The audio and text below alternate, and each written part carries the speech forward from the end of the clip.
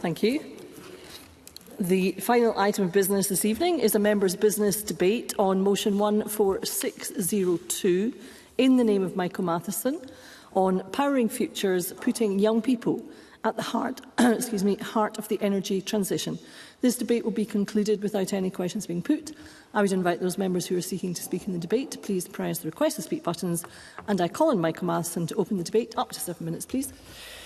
Thank you, Deputy Presiding Officer. And I'd like to begin by thanking members from across the Chamber for their support for the motion which has enabled this evening's debate.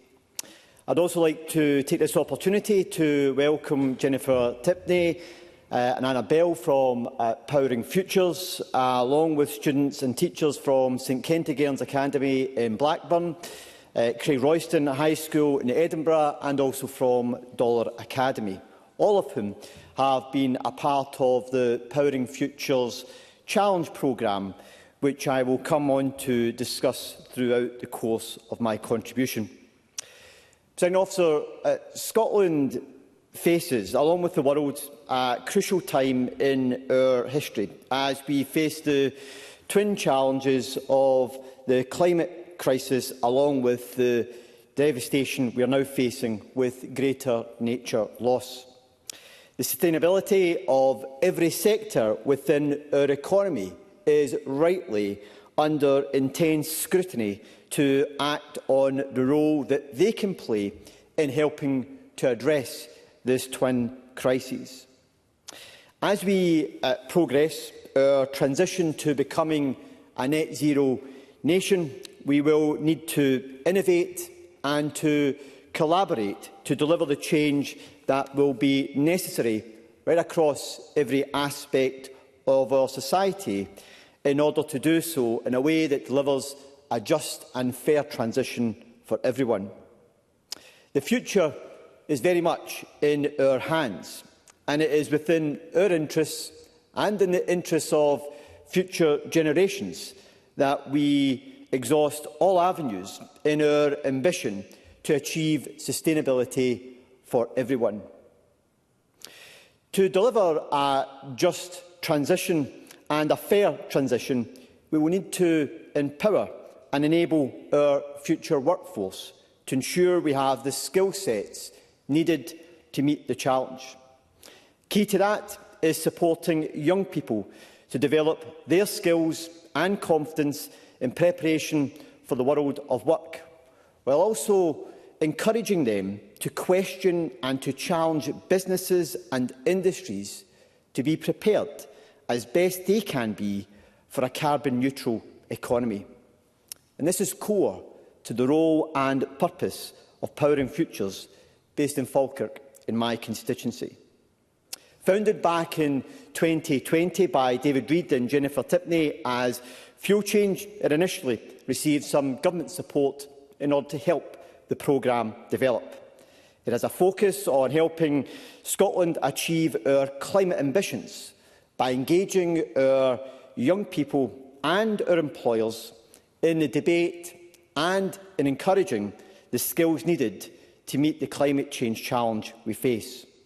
From the very outset, the ambition of the programme was to reach into every business and every school right across Scotland.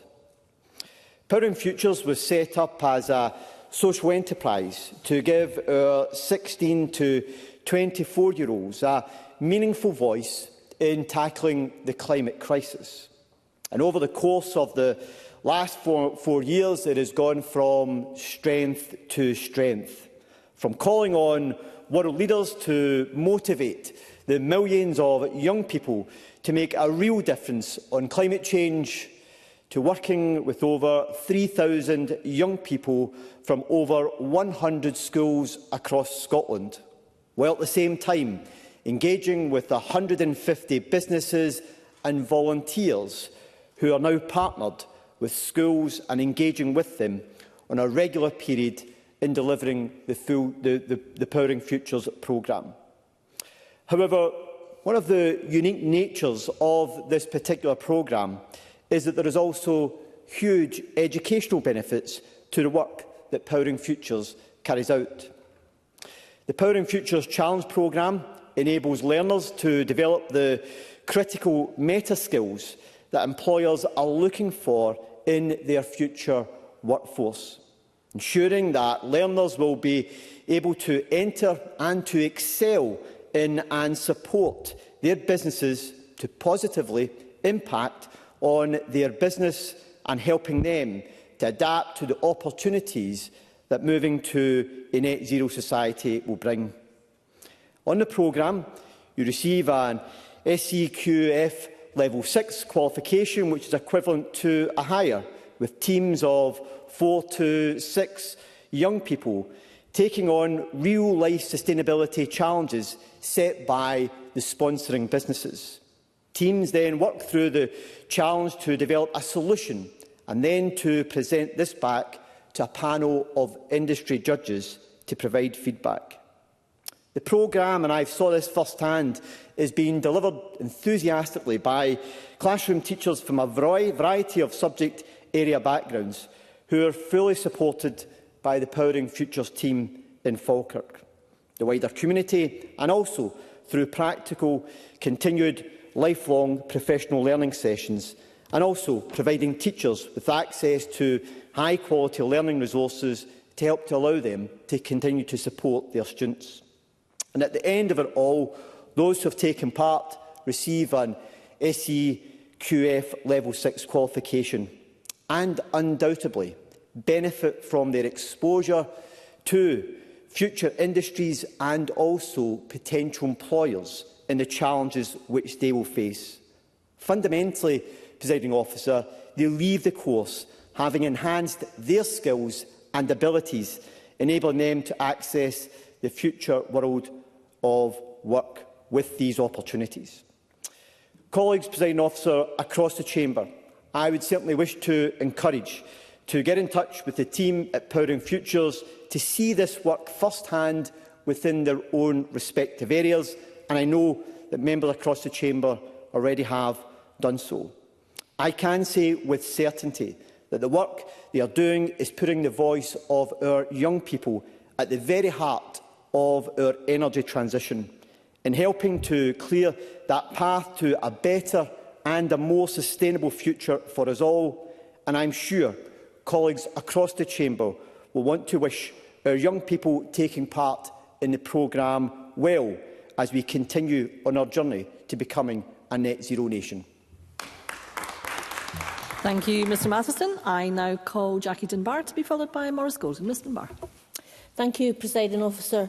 And can I first of all congratulate Michael Matheson on securing this evening's members' debate on putting young people at the heart of the energy transition. As the former Cabinet Secretary for Net Zero Energy and Transport and now as the Deputy Convener of the Committee, Michael Matheson has a wealth of knowledge and understanding of our energy sector and what is needed for a just transition. This motion, Michael Matheson and so many other folk I have spoken with are clear that young people absolutely need to be at the heart of that transition. That's the generation that we need to get this right for. If we act too slowly on an energy transition, we will do irreparable damage to our climate, and they have to live with. If we move too quickly and scale down our current energy industries without investing in new industries, then we would be failing that generation by failing to provide them with the job opportunities to make their own way in life. Investment in new industries doesn't just need to be in bricks and mortar, nor in technologies and machines. It needs to be in our people.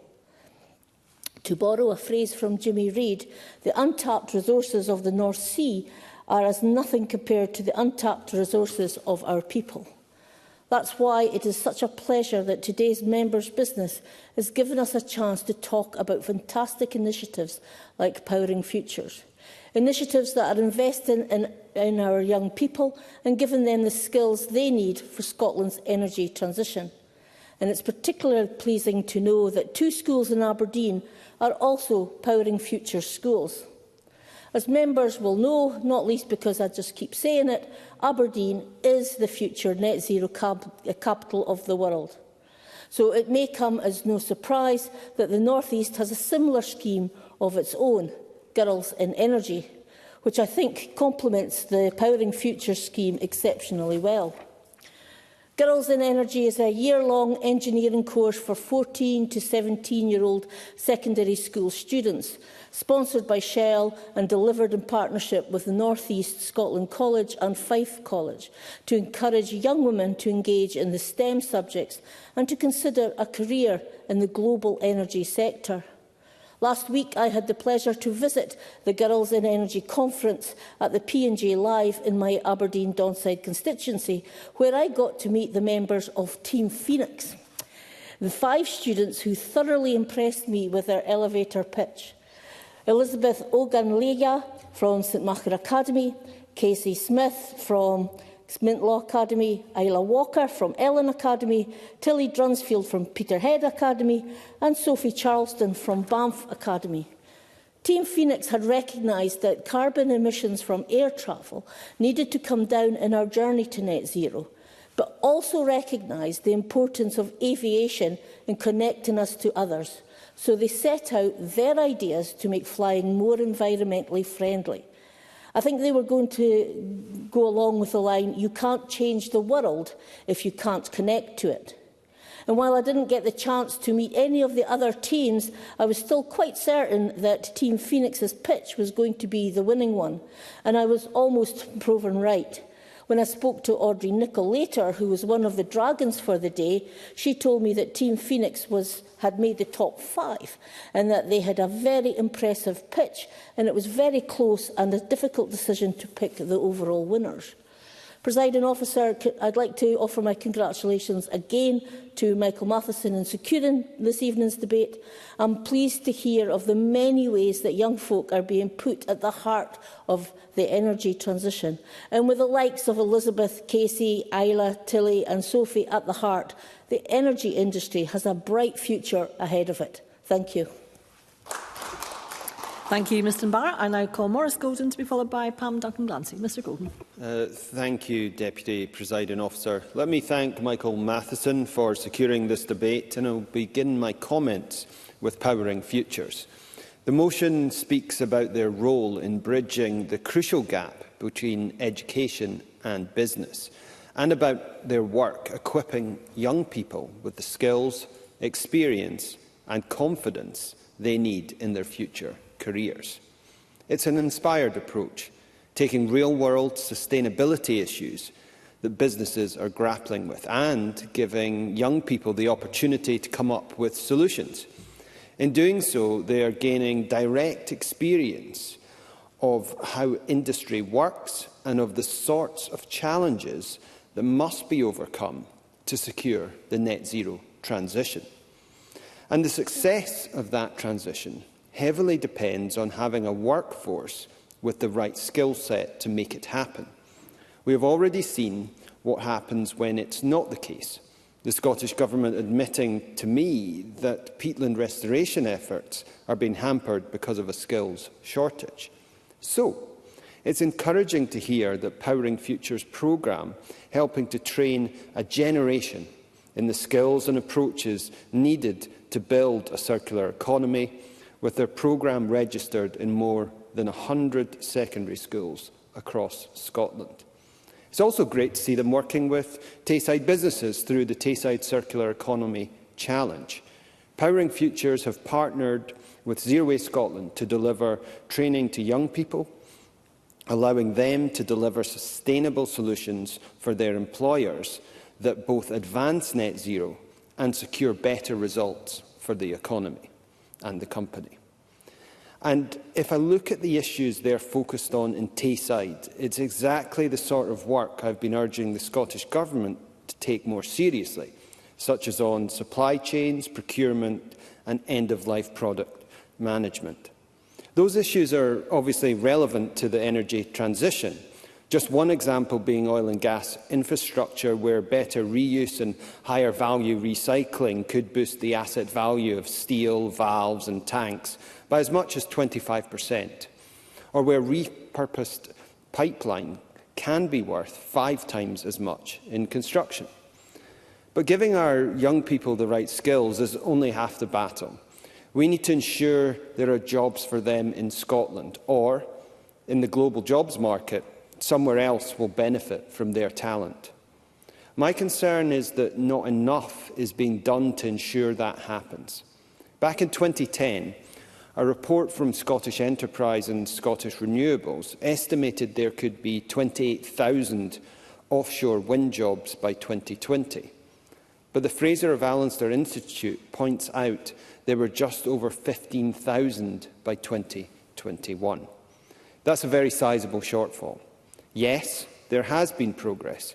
Fraser of Allender also points out that in 2021, the renewables sector as a whole employed almost 43,000 full-time equivalent jobs and had an economic output in excess of £10 billion. But there are real challenges. Green job creation isn't as high as it could be. There are still net zero skills shortages. And the Circular Economy Bill didn't do much, if anything, for either of those challenges. Praising the efforts of others isn't enough. Young people need this government to step up action to make sure they benefit from the net zero transition. Thank you. Thank you, Mr Golden. And I now call Pam Duncan-Glancy. Ms Duncan-Glancy. Thank you, Deputy Presiding Officer, and I'd like to thank Michael Matheson for bringing this important debate to the Chamber today. A debate I'm delighted to take part in to recognise the work of Powering Futures in ensuring young people are at the heart of the energy transition in Scotland. Powering Futures was set up, as we've heard, in 2020 to do what we know so many young people need and want from education in Scotland: to develop and empower the young and future workforce with the skills, knowledge and ability to help Scotland transition to net zero. By bringing together the employers of today and the workforce of tomorrow, working towards the shared goals of prosperity and sustainability, they create the circumstances where young people can see a pathway to opportunity and employers can spot and support the talent they need. The organisation's main aim, of course, equipping 1 million young people with the skills and behaviours they need to thrive in the workplace by 2030, is one that I believe could change lives. And it's an ambition of the scale that I think we need to meet the challenges of today and build the country we need for tomorrow. In supporting young people to take real-life business and sustainability challenges faced by industries and develop solutions to them, the Powering Futures Challenge programme sets the next generation up to face the real-life issues and become work-ready. Participants who complete the programme, whether in school or retraining, receive an accredited qualification and are empowered to become sustainability-enabled problem solvers with the skills to generate implementable solutions. Delivering to schools and businesses, of course, to offer training and retraining, the programme recognises that we need both young people with new skills and talent and experienced staff to reskill to help our economy to thrive. As set out in Michael Matheson's motion today, since its inception in 2020, Powering Futures has engaged over 3,000 young people across Scotland and 150 businesses, and over 100 Scottish secondary schools registered to start the Education Challenge programme in academic year 24-25. And as we've heard about the skills gap we already have, particularly in this industry, that is the sort of scale that we need in order to meet that. The programme is a fantastic example of interdisciplinary learning, which was advocated, of course, by Professor Louise Hayward through the Independent Review of Qualifications and Assessment. It gives young people the opportunity to learn and showcase skills that will be useful for real-life challenges they'll face when they leave school. And whilst I know the Government are hesitant on aspects of the review, I hope they'll see that examples like this show that such learning is already happening and consider taking the steps Hayward suggested to recognise that. I recently had the pleasure of visiting a school in the Glasgow region which runs a similar interdisciplinary programme. There, I heard firsthand the positive feedback from pupils who spoke extremely highly of the opportunity to opt for a module, as they described it, which was perceived to offer something different to traditional learning methods.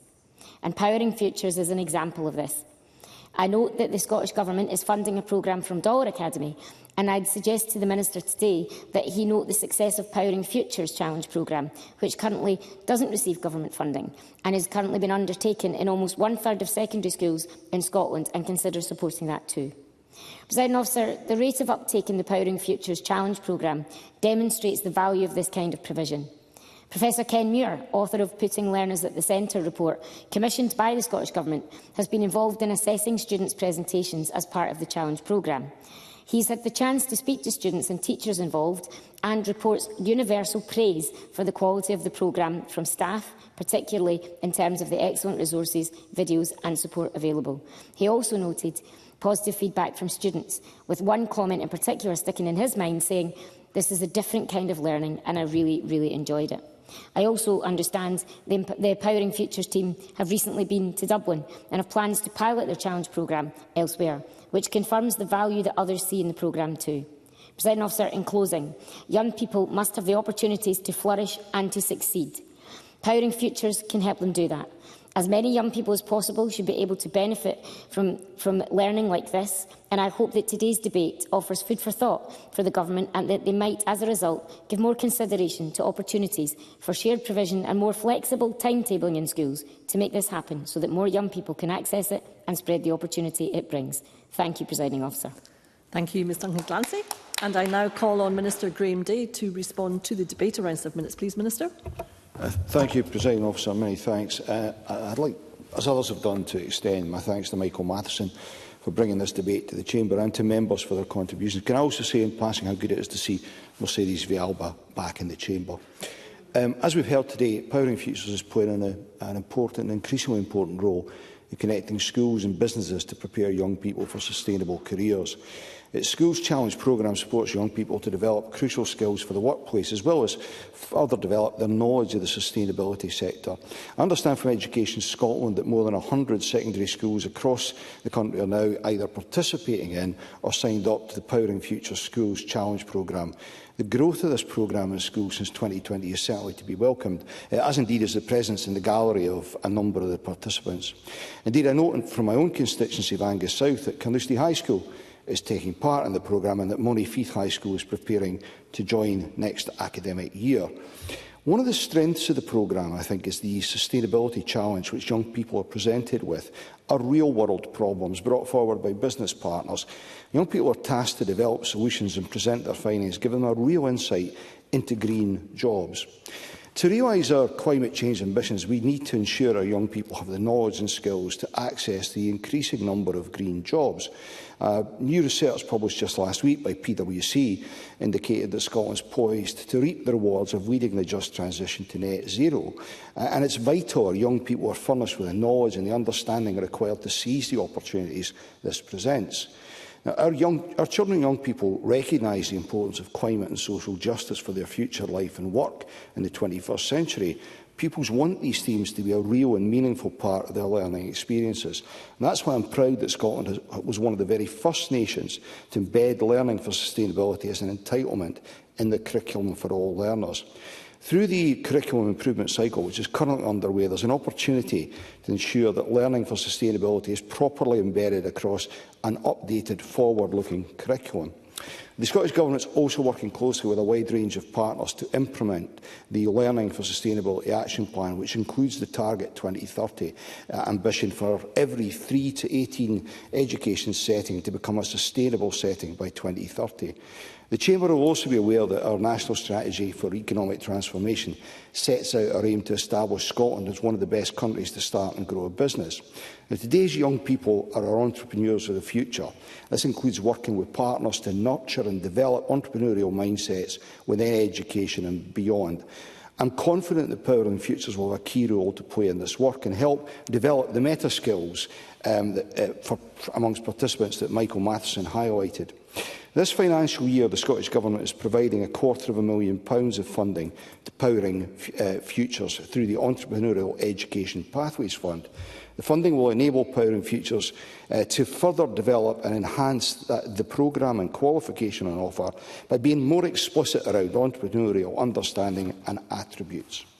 Interdisciplinary learning programmes like Powering Future Schools Challenge offer young people the opportunity to apply disciplinary knowledge and develop key skills in relation to complex, real-world challenges that are very relevant to future employment opportunities. And I recognise the desire, including from young people themselves and employers, for more ideal opportunities to be consistently available in secondary schools and the skills and the benefits this form of learning can bring.